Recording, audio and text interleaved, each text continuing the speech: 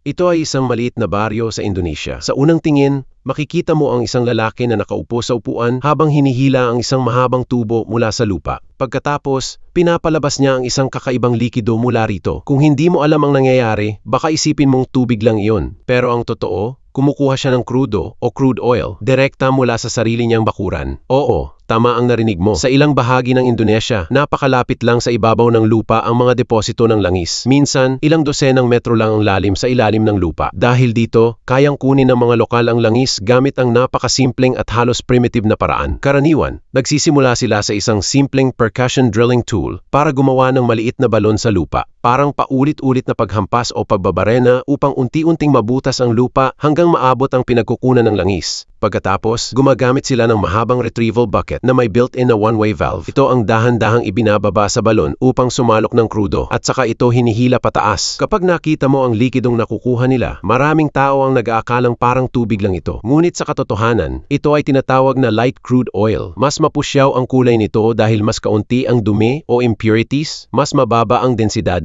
at mas maganda ang daloy nito kumpara sa ibang uri ng langis. Pero kahit ganoon, hindi pa ito pwedeng gamitin agad. Kailangan pa rin itong dumaan sa proseso ng refining bago maging gasolina, diesel o iba pang produktong petrolyo. Kadalasan, kinokolekta ng mga taong nag-e-extract nito ang crudo sa mga drum o bariles. Pagkatapos, ibinebenta nila ito sa maliliit na lokal na refinery kung saan ito ipoproseso. Isipin mo yon, sa isang simpleng baryo, may mga taong kumukuha ng langis mula mismo sa kanilang bakuran para itong isang maliit na oil field na pinapatakbo ng mga ordinaryong tao. Salamat sa panonood. Comment na kung taga saan ka. Excited akong malaman kung hanggang saan umabot ang video na to at baka may makilala ka pang kapwa viewers.